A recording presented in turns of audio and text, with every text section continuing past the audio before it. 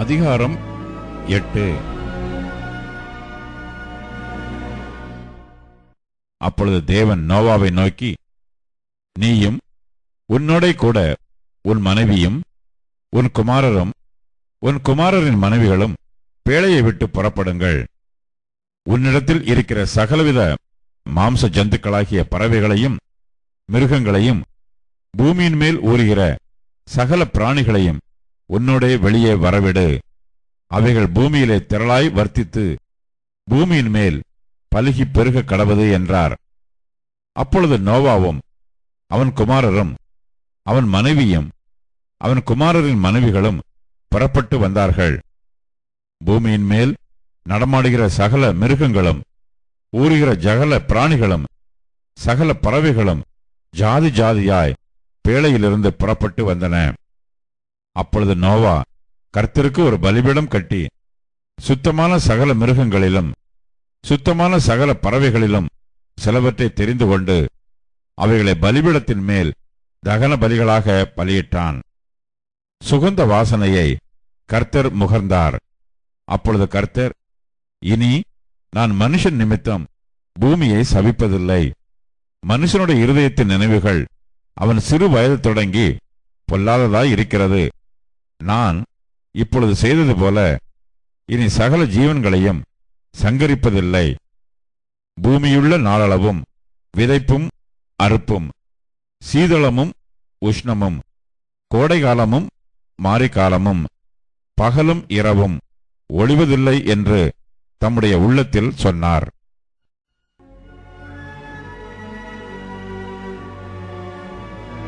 அதிகாரம் 8. அப்பொழுது தேவன் நோவாவை நோக்கி, நீயும் உன்னோடே கூட உன் மனைவியும் உன் குமாரரும் உன் குமாரரின் மனைவிகளும் பேழையை விட்டு புறப்படுங்கள். உன்னிடத்தில் இருக்கிற சகலவித மாம்ச ஜந்துக்களாகிய பறவைகளையும் மிருகங்களையும் பூமியின் மேல் ஊறுகிற சகல பிராணிகளையும் உன்னோடே வெளியே வரவிடு. அவைகள் பூமியிலே திரளாய் வர்த்தித்து பூமியின் மேல் பலுகி பெருக கடவது என்றார். அப்பொழுது நோவாவும் அவன் குமாரரும் அவன் மனைவியும் அவன் குமாரரின் மனைவிகளும் புறப்பட்டு வந்தார்கள். பூமியின் மேல் நடமாடுகிற சகல மிருகங்களும் ஊறுகிற சகல பிராணிகளும் சகல பறவைகளும் ஜாதி ஜாதியாய் பேழையிலிருந்து புறப்பட்டு வந்தன.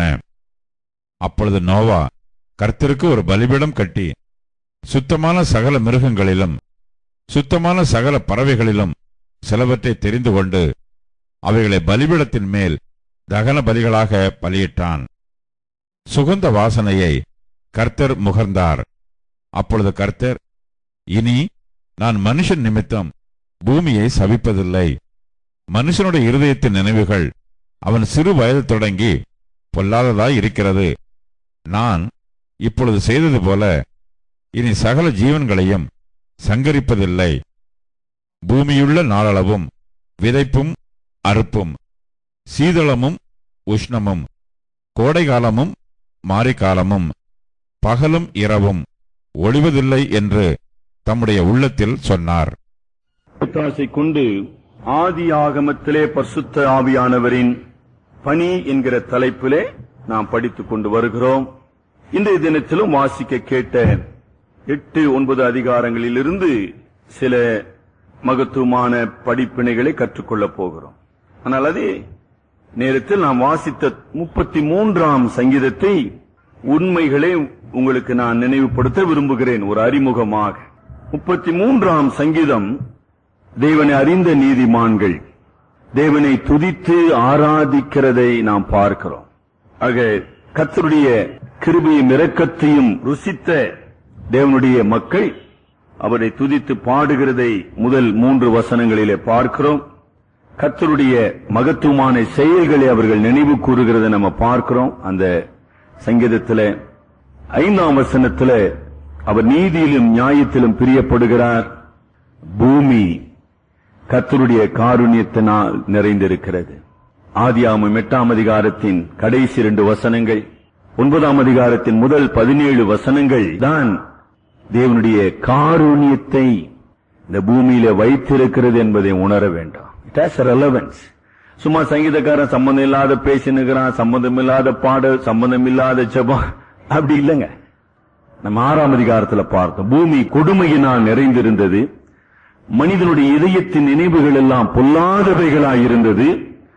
தேவன் மனிதனை உண்டாக்கினதற்காக மனஸ்தாபப்பட்டார் என்று பார்க்கிறோம். சார், அந்த உலகத்துல தேவனுடைய காருண்யம் இருக்குமா? இருக்க முடியும், இருக்கிறது. ஆகையினாலதான் இன்றைக்கு நீங்களும் நான் இங்க இருக்கிறோம். So every word should be meaningful in worship. ஏதோ வந்தோம், ஒரு பாட்டை பாடணும், ஜெபத்துக்கு ஆமீன் சொன்னோம் என்பது ஆராதனை இல்லம்மா.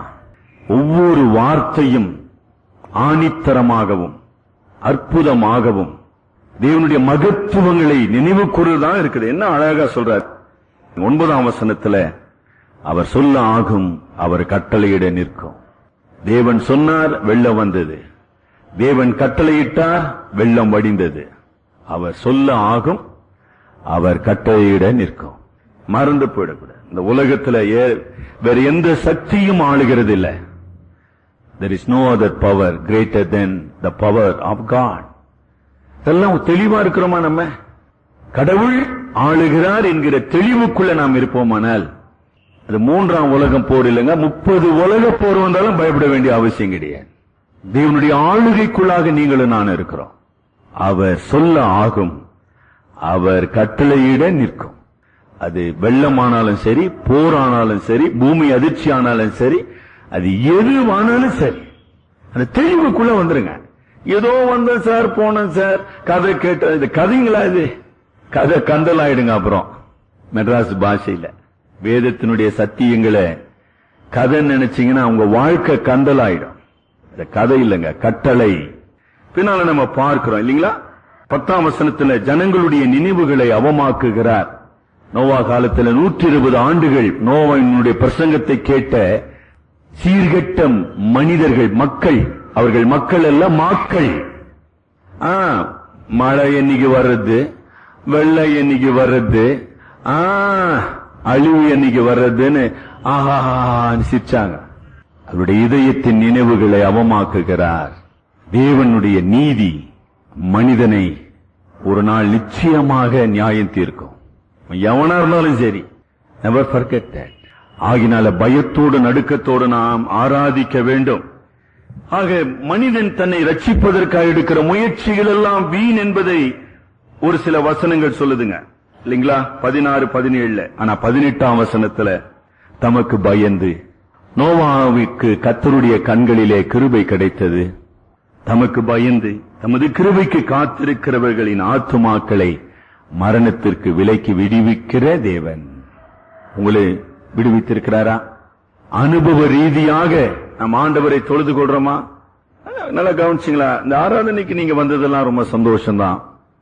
ஆனா ஆயத்தத்தோடு நம்ம வந்தோமா? என்ன விதமான ஆயத்தம் நம்ம செய்யறோம்?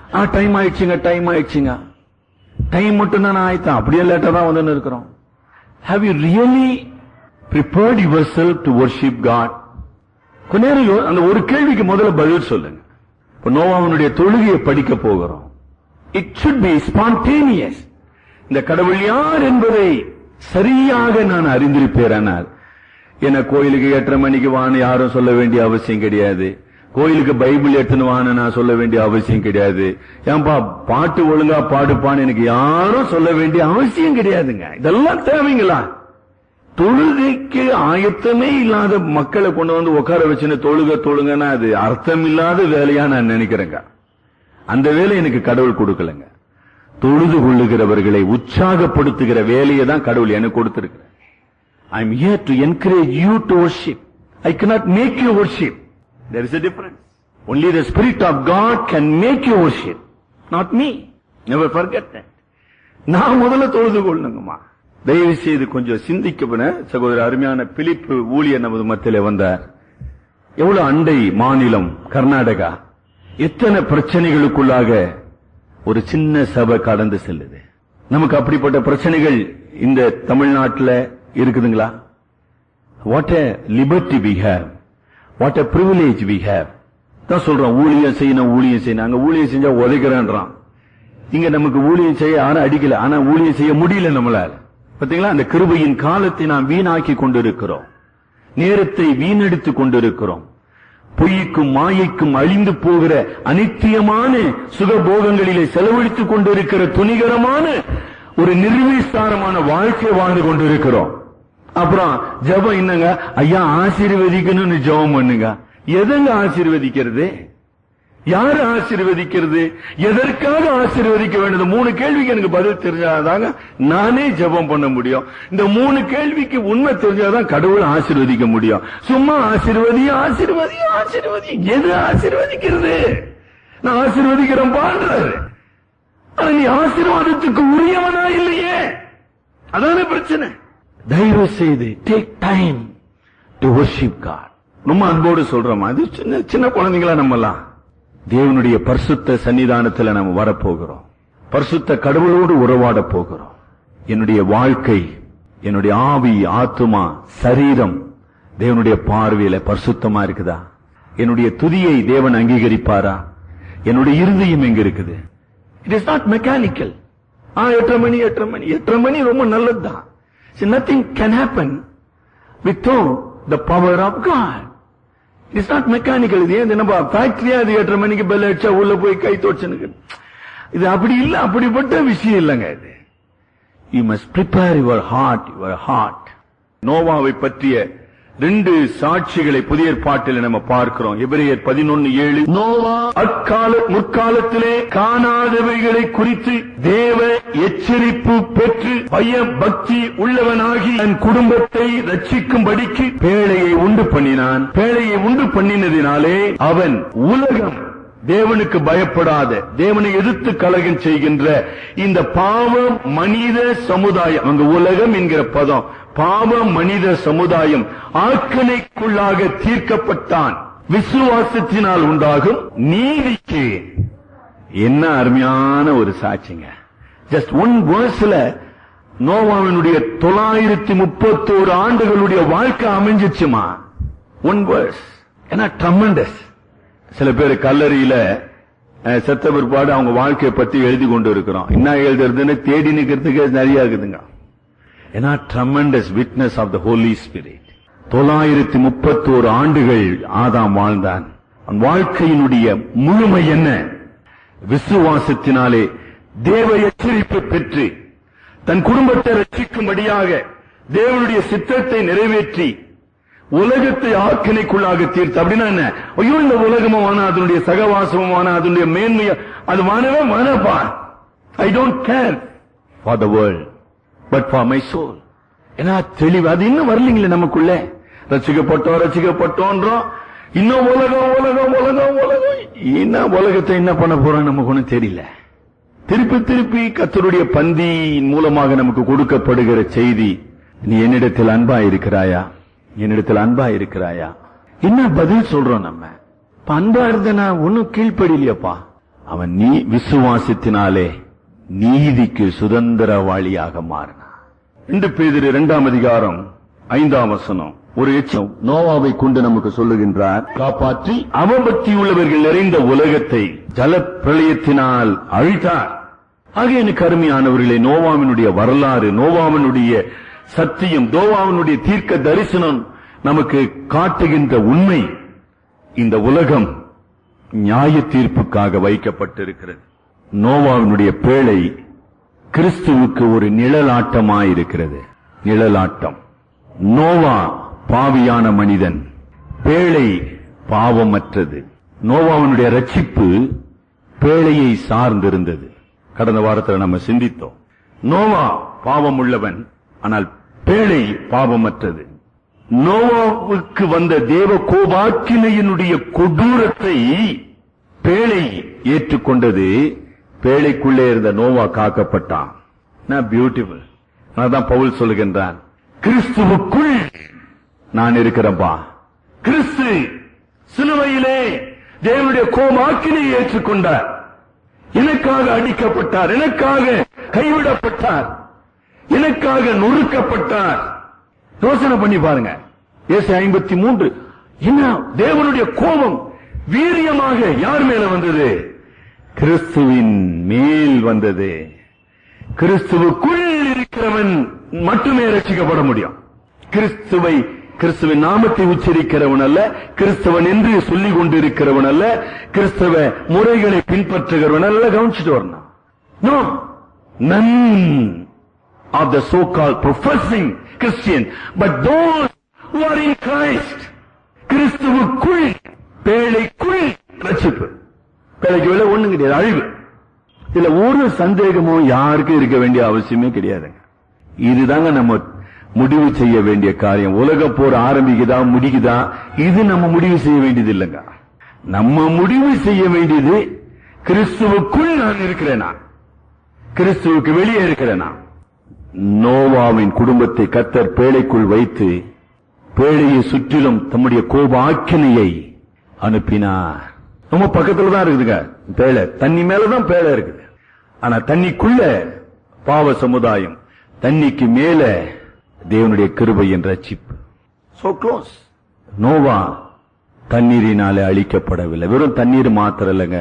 நோவாவில பேழையில கடவுள் அவனுக்கும் ஜீவ ஜந்துகளுக்கும் பூரணமான பாதுகாப்பை, பராமரிப்பை வைத்திருந்தார். சொல்ற இல்லீங்களா, டோட்டல் கேர். வெறும் தண்ணி மாத்திரம் இல்ல, உணவு தேவை. ஆக அவனுடைய உயிர் பாதுகாக்கப்பட்டது மட்டுமல்ல, அது பராமரிக்கப்பட்டது. ஆக நோவா அழிக்கப்படவில்லை. காரணம், பேழை மூழ்கவில்லை. ஏன் சார் பேழை மூழ்கல? ஒரு அற்புதமான உண்மை, பேழைக்குள் ஆண்டவர் இருந்தார். ஆகினாலதான் நோவாவை அழிக்கிறார். நோவாவே நீ பேழைக்குள் பிரவேசி என்றார்.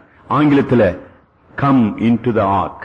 பேழையினுடைய அதிபதியாக, பேழையினுடைய மாலுமியாக, பேழையை பாதுகாக்கிறவராக கடவுள் இருக்கிறார்.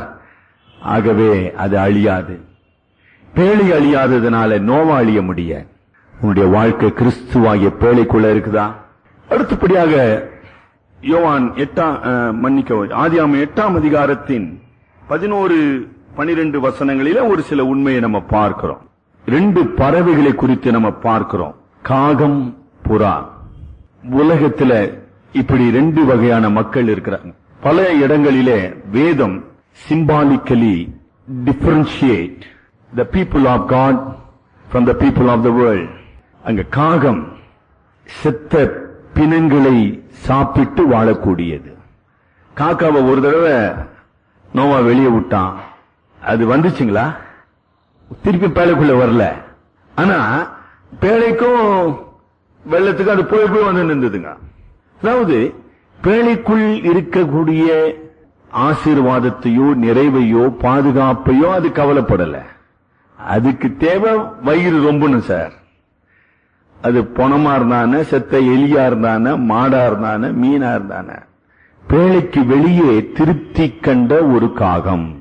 ஆனால் புறா சபிக்கப்பட்ட உலகத்தில் அது எங்குமே அடைக்கலம் பெற முடியவில்லை. ஒரு தேவனுடைய பிள்ளை, ரட்சிக்கப்பட்ட தேவனுடைய பிள்ளை ஒவ்வொருவரும் இந்த உலகத்தில் ஒருபோதும் திருப்தி அடைய முடியாது, அமைதி காண முடியாது. அவர்கள் இந்த உலகத்தை தங்களுடைய இருப்பிடமாக கொள்ள முடியாது. அது முதல் பாடத்தை நம்ம பார்க்கிறோம். It is an emblem of a gracious soul. ஒரு தேவனுக்கு பிரியமான ஆத்துமாவுக்கு ஒரு அடையாளமாக புறா அங்கு காட்டப்படுகிறது. தாவீது ராஜா 42ஆம் சங்கீதத்தில் 43ஆம் சங்கீதத்தில் கதறுகிறான். மானானது நீரோடுகளை வாஞ்சித்து கதறுமா போல் தேவனே என் ஆத்துமா உமது பேரில் தாகமா இருக்குது. அப்படி வந்தோமா இந்த ஆலயத்துக்கு ஆராதிக்க? சும்மா வந்தாங்க, எப்படி ஆராதனை இருக்குது, எப்படி பிரசங்க இருக்குது? ஐயோ, காகங்க அவங்க, காகம். they are not stable. சும்மா வந்து போய் கொண்டு இருக்கிற, அதாவது அலைகின்ற மனம் உள்ளவர்கள், திருப்தி அடையாதவர்கள், இந்த உலகம் போதும் என்று வாழ்கின்றவர்கள். இரண்டாவது, அந்த புறாவை குறித்து சொல்லக்கூடிய ஒரு காரியம், அந்த புறா 2வது முறை வரும்போது ஒரு ஒலிவ இலையை கொண்டு வந்தது. ஒலிவ இலை சமாதானத்துக்கு ஒரு அடையாளம், சமாதானம். அப்ப கொடுமை நிறைந்த ஒரு முந்திய உலகம் அழிந்து போனது. இப்போ ஒரு புதிய உலகத்தை அல்லது புதிய ஆரம்பத்தை கர்த்தர் கொடுக்கின்றார். இந்த புதிய உலகத்திலே அமைதி இருக்க வேண்டுமானால் அங்கு புறாவை போல கபடற்ற மக்கள் வாழ வேண்டும். இல்லாட்டி பயங்கரவாதமோ தீவிரவாதமோ கொலைகளும் அழிவுகளும் தொடரும் அப்படின்னு ஏறக்குறைய 5000 வருஷம் கழிச்சு நம்ம கத்துன்னு இருக்கிறோம். புறாவை போன்ற கபடற்ற மக்கள், சமாதான தூதுவர்கள் அல்ல, பீப்புள் ஆஃப் பீஸ். இன்னும் அழகான ஒரு உண்மை. அதனால்தான் ஆண்டவராய் இயேசு கிறிஸ்து தம்முடைய ஊழியத்தை ஆரம்பித்த போது மத்தேயு 5ஆம் அதிகாரத்துல அந்த மலை பொழிவில சமாதானம் பண்ணுகிறவர்கள் தேவனுடைய புத்திரர் எனப்படுவார்கள். என்ன பியூட்டிஃபுல். பாவத்தினாலே சபிக்கப்பட்ட உலகம், பாவத்தினாலே தேவனுடைய கோபாக்கினிக்கு கீழ்ப்பட்ட உலகத்துல அமைதி வாழ வேண்டுமா, நிம்மதி இருக்க வேண்டுமா, சுபிட்சம் வளர வேண்டுமா, அங்கு கபடற்ற உள்ளங்கள் வாழ வேண்டும். ஒருவேளை கிறிஸ்துவாகிய பேழைக்குள் நீங்களும் நான் வந்திருக்கிறோம், திருச்சபையாகிய பேழைக்குள் நீங்களும் நான் இருக்கிறோம்.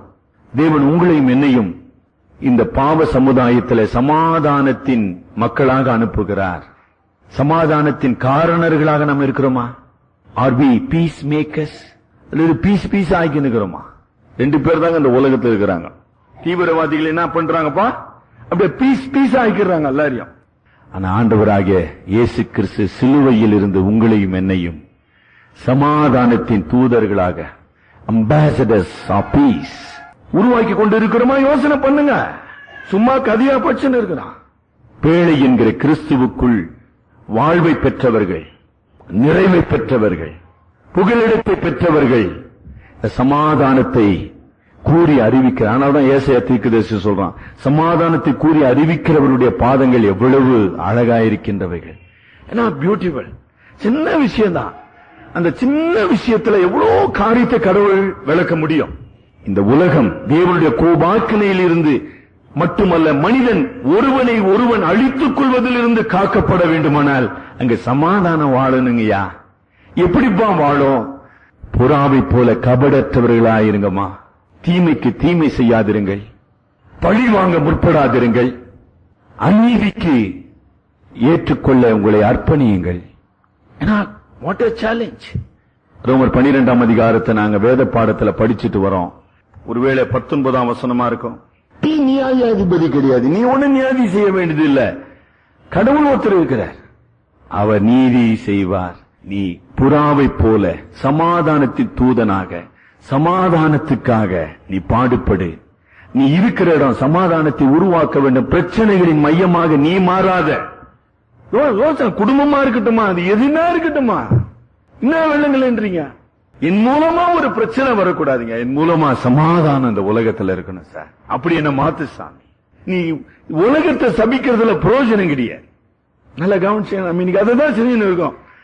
இது நாசமா போச்சு, அது ஐயோ அப்படியே சொல்லி சொல்லிய நாம கெட்டு போயின்னு இருக்கோம். அப்படி இல்ல, அது கடவுளுக்கு தெரியும்.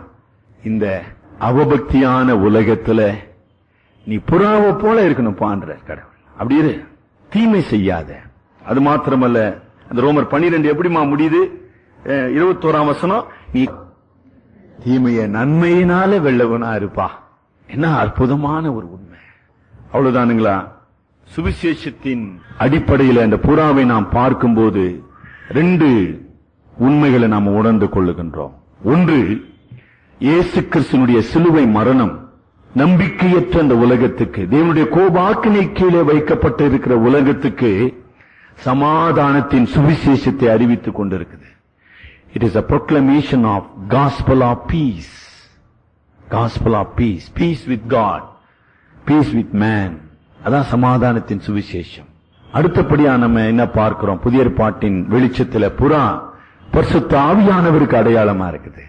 பரிசுத்த ஆவியானவருடைய நிறைவுக்குள்ள வாழுகிற மனிதன், பரிசுத்த ஆவி எனக்குள்ளே வாசம் பண்ணுவாரானால், என்னை ஆட்கொண்டு நடத்துவாரானால் அங்கு சமாதானத்தை விளைவிக்கிறவராக இருக்கிறார். Where there is a spirit of God, there is peace, peace of divine.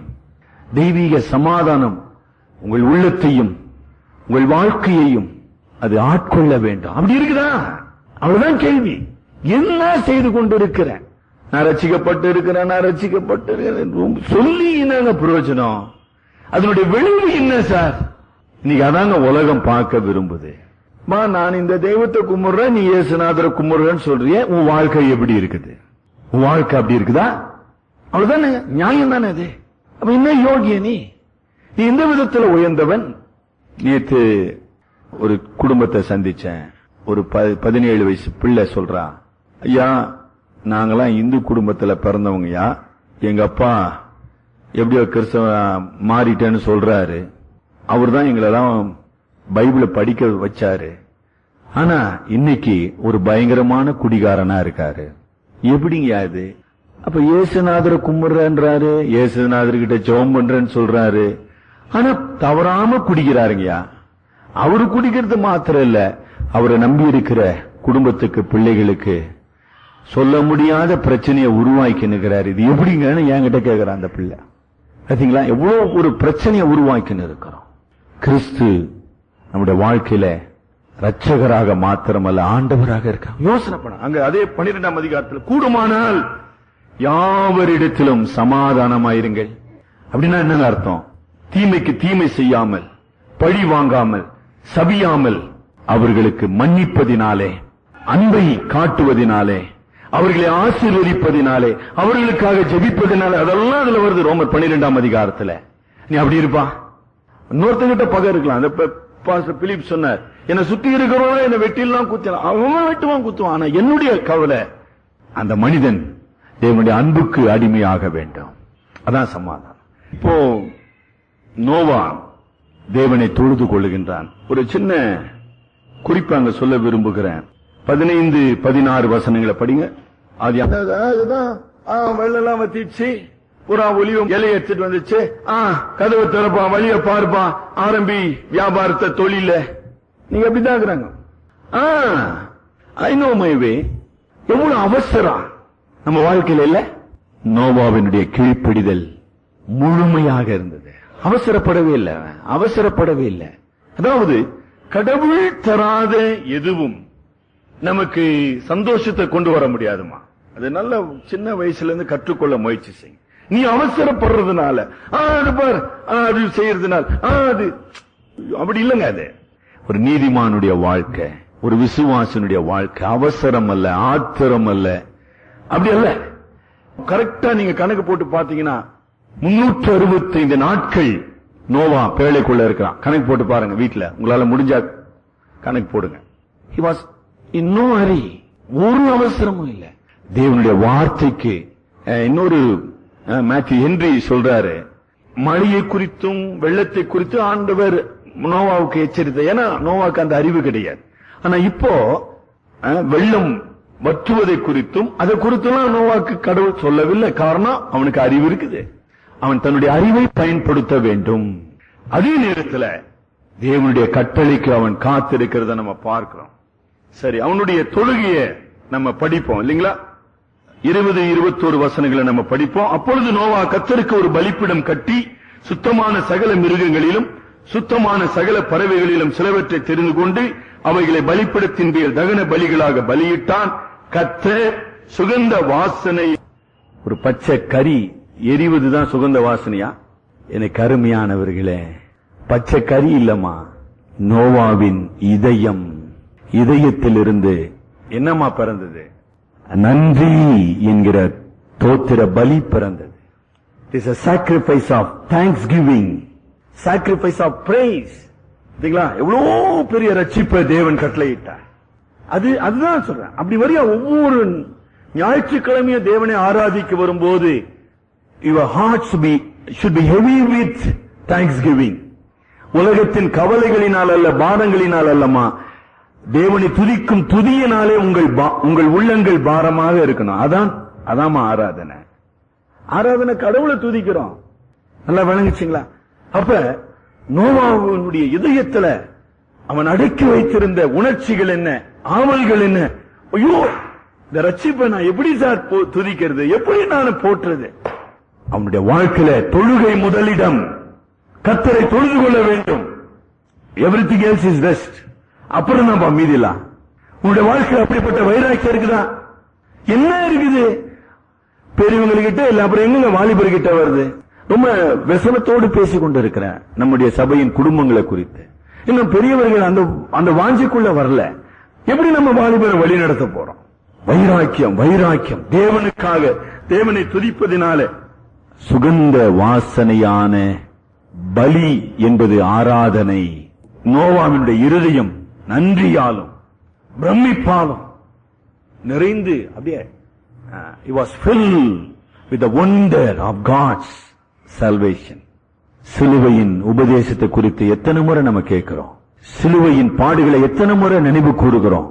உங்களுடைய உள்ளங்கள் தேவனுடைய மகிமையினாலே நிரப்பப்படுதுங்களா?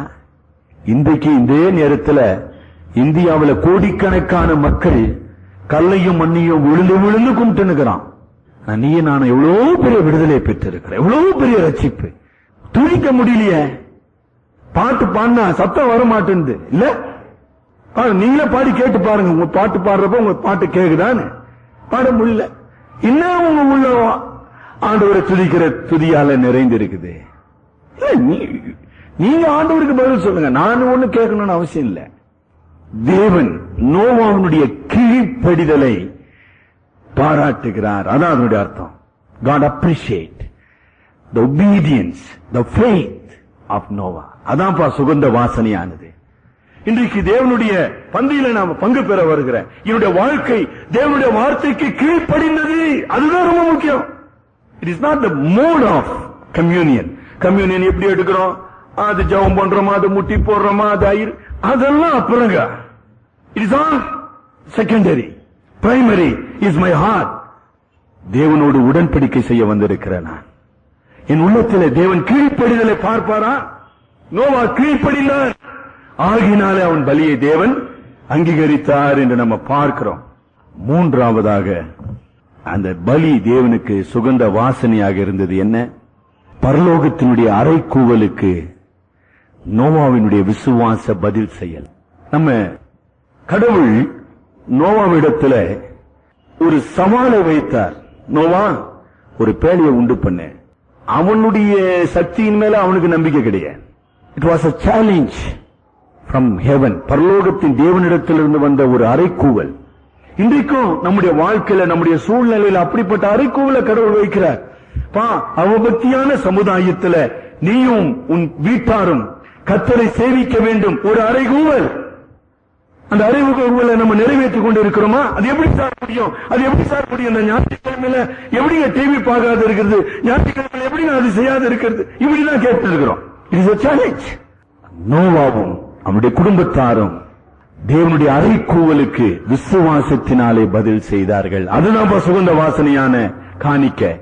பச்சை கறி எறிவதல்ல, என்னுடைய இதயத்தின் உள்ளத்தில் இருந்து எழும்புகின்ற ஸ்தோத்திர பலி என்கிற தூபம், கீழ்ப்படிதல் என்கிற என்னுடைய சுயத்தையும் சுய சித்தத்தையும் என்னுடைய ஆத்மாவையும் உடலையும் ஜீவ பலியாக ரோமர் 12 சொல்றாரு, அர்ப்பணிக்கப்பட்ட ஒரு வாழ்க்கை. என் சித்தமில்ல ஆண்டவரே. மூன்றாவதாக சேலஞ்ச் என்று சொல்லும் போதுமா மனுஷீகமாக மனித சக்தியினாலே நிறைவேற்ற முடியாத ஒரு காரியத்தை நிறைவேற்றுகின்ற விசுவாசம். அதுதான் எபிரேயர் 11:7 நமக்கு சொல்லுது. அவன் விசுவாசத்தினாலே தேவனுடைய அறைகூவலை நிறைவேற்றினான். தேவன் நோவாவோடு ஒரு உடன்படிக்கையை செய்தார் என்று நம்ம வாசிக்கிறோம். 21ஆம் வசனத்துல சிறிய அளவில் சொல்லப்படுதுங்க. ஆனா அது 3ஆம் அதிகாரம் 11ஆம் வசனத்துல பாருங்க, இவைகளை எல்லாம் ஜல பிரளயத்தினால் சங்கரிக்கப்படுவதில்லை என்றும் பூமி அழிக்க இனி ஜலப்பிரளயம் உண்டாவதில்லை என்றும் உங்களோடே உடன்படிக்கையை ஏற்படுத்துகிறேன் என்றார். அன்றியும் தேவன் எனக்கும் உங்களுக்கும் உங்களிடத்தில் இருக்கும் சகல ஜீவ ஜந்துகளுக்கும் நித்திய தலைமுறைக்கென்று நான் செய்கிற உடன்படிக்கையின் அடையாளமாக. எத்தனை முறை? 15ஆம் வசனத்தில் அந்த உடன்படிக்கை நான் நினைவு கூறுவேன். 14ஆம் வசனத்தில் நித்திய உடன்படிக்கை நான் நினைவு கூறுவேன். 17ஆம் வசனத்தில் உடன்படிக்கை. கொஞ்ச நேரம் யோசனை. பரிசுத்தாவியானவருடைய பணி என்னங்கயா? விசுவாசத்தை அருளுவது, விசுவாசத்தினாலே தேவனுடைய சத்தியத்துக்கு கீழ்ப்படுவது, தேவனுடைய ஆவியினாலே தேவனுடைய உடன்படிக்கைக்கு சுதந்திரவாளிகளாக மாறுவது. எல்லாம் நம்மளுடைய சுய பலத்தினால் அல்ல, சுய தகுதியினால் அல்ல. உண்மைதான். நோவாவையும் அவனுடைய பிள்ளைகளையும் ஆண்டவர் ரட்சித்தார். ஆனா நோவாக்குள்ள பாவம் இல்லீங்களா? 18ஆம் வசனத்திலிருந்து பாவம் திருப்பி ஆரம்பிக்குது. He was still sinful, but yet God made a covenant. அதுதான் தேவனுடைய மாட்சிமை அல்லது தேவனுடைய மகிமை.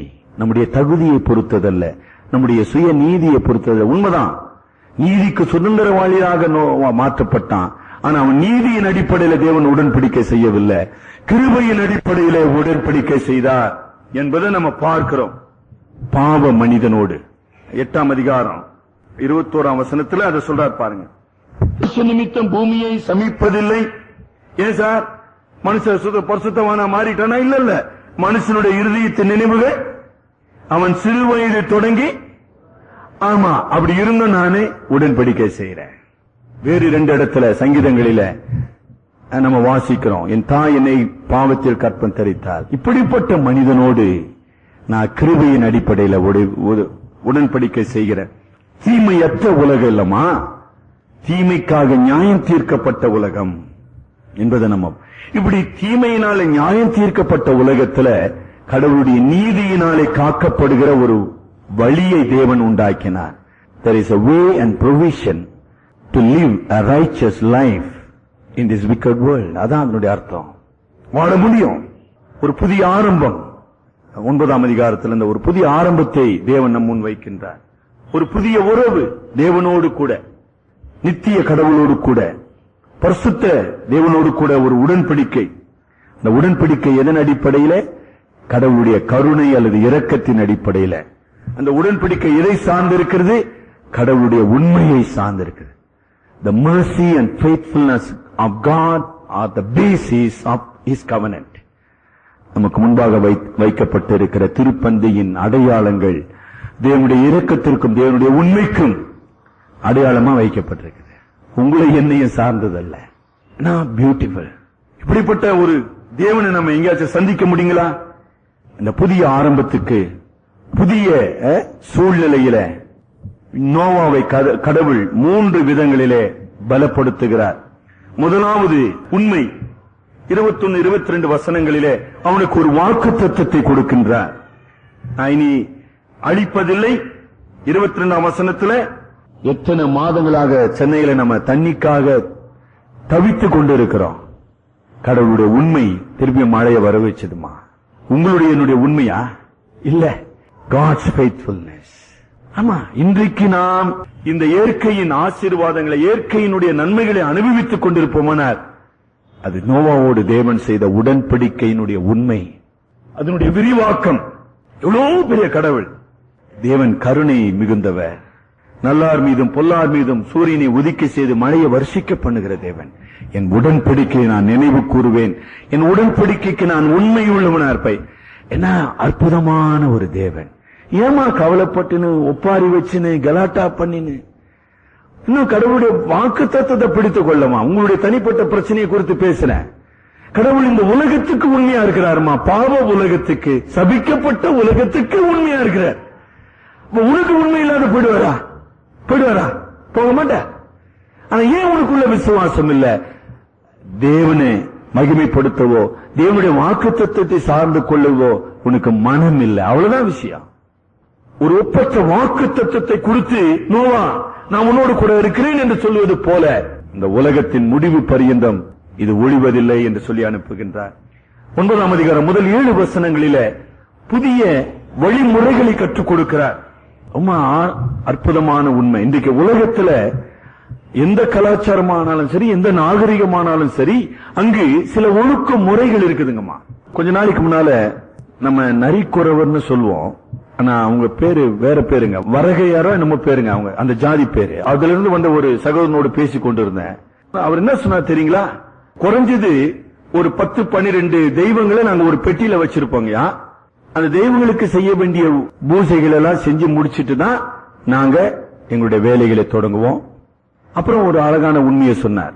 இந்த தெய்வத்தை அந்த வழிபடுகிற நாட்கள்ல நாங்க புளிப்பில்லாத ரொட்டி சாப்பிடணும். ரொம்ப அப்படி கேட்டு ஆச்சரியப்பட்டேன். அவர் பேரு சகோதரர் தங்கராஜ். மிக மிக அநாகரிகமான ஒரு சமுதாயத்திலும் கூட ஒரு ஒழுக்கம் ஒண்ணு இருக்குது. அது எங்கிருந்து வந்தது? ஆதியாகமம் 9ஆம் அதிகாரம் முதல் 7 வசனத்துல தேவன் அந்த ஒழுக்கத்தின் உண்மைகளை மனிதனுடைய உள்ளங்களிலே பதிய வைத்தான். அதுதான் மனசாட்சி என்று சொல்கிறோம். ஒழுக்கம். The whole concept of ethics was based on God's merciful relationship with the fallen man. அதுதான் 9ஆம் அதிகாரம். அது 9ஆம் அதிகாரத்துல நம்ம பார்க்கிற உண்மை எல்லாவற்றின் மேலும். இனி மனிதன் மிருகங்களோடு, இந்த உலகத்தோடு, இயற்கையின் சக்திகளோடு, அடுத்த உயிர்களோடு அவன் எப்படி பழக வேண்டும், எப்படி வாழ வேண்டும், தேவனுடைய வழி நடத்துதல்கள் அவனுக்கு கொடுக்கப்படுகிறது. பரிசுத்த ஆவியானவருடைய அற்புதமான ஒரு செயல். தேவனுடைய பரிசுத்தத்தின் பிரதிபிம்பமாக மனிதன் வாழ வேண்டும் இல்லைங்களா? 6ஆம் வசனத்துல மனுஷன் தேவ சாயலில் உண்டாக்கப்பட்டபடியால், அந்த தேவ சாயலை அவன் அங்கீகரித்து அந்த சாயலை வளர்க்க வேண்டியவனாக, காக்க வேண்டியவனாக அவன் செயல்பட வேண்டும் என்பதை நம்ம பார்க்கிறோம். 3வது உண்மை, ஒரு புதிய உறவு, ஒரு புதிய வாக்குத்தத்தம், ஒரு புதிய வாழ்க்கை முறை, ஒரு புதிய உறவுக்குள்ளாக நோவா கொண்டு வந்து நிறுத்தப்படுகிறான். கடவுள் கைவிடவில்லை. இந்த உலகத்துக்காக கடவுளுடைய ரட்சிப்பின் திட்டத்தை நிறைவேற்றுமாறு நோவாவின் மூலமாக கடவுள் செயல்படுகிறார். தலைவனிக்கு நாம செபிப்போம். தேவனோடு உடன்படிக்கை செய்த வாழ்க்கையிலே நாம் உண்மை உள்ளவர்களாக இருக்கிறோமா, அல்லது கிறிஸ்துவின் மூலமாக அருளப்பட்ட ரட்சிப்பையோ, சமாதானத்தையோ, விடுதலையையோ, நித்திய ஜீவனின் நம்பிக்கையோ அறியாத கிறிஸ்துவுக்கு வெளியே நான் வாழ்ந்து கொண்டிருக்கிறேனா? சகோதரனே, சகோதரியே, நீ கிறிஸ்துவுக்கு வெளியே வாழ்ந்து கொண்டிருப்பாயானால் அழிவு நிச்சயம் என்பதை தேவன் நமக்கு எச்சரிக்கிறார். நீ தேவனுடைய கிருபையினாலே ரட்சிப்புக்கு சுதந்திரவாளியாகி கிறிஸ்துவாகிய பேழைக்குள் வாழ்ந்து கொண்டிருப்பாயானால் நீ இந்த உலகத்திலே சமாதானத்தின் தூதுவனாக, சமாதானத்தை கொண்டு வருகிறவனாக வாழ வேண்டும். உன்னுடைய வாழ்க்கை அப்படி இருக்குதா?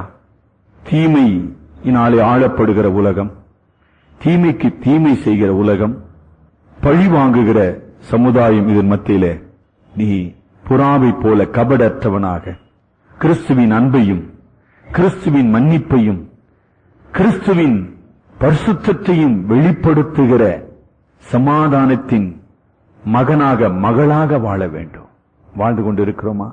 பரிசுத்த தேவன் உண்மையற்ற மனிதனோடு, தோல்வி அடைகிற மனிதனோடு, பாவத்தன்மையுள்ள மனிதனோடு உடன்படிக்கை செய்கிறார்.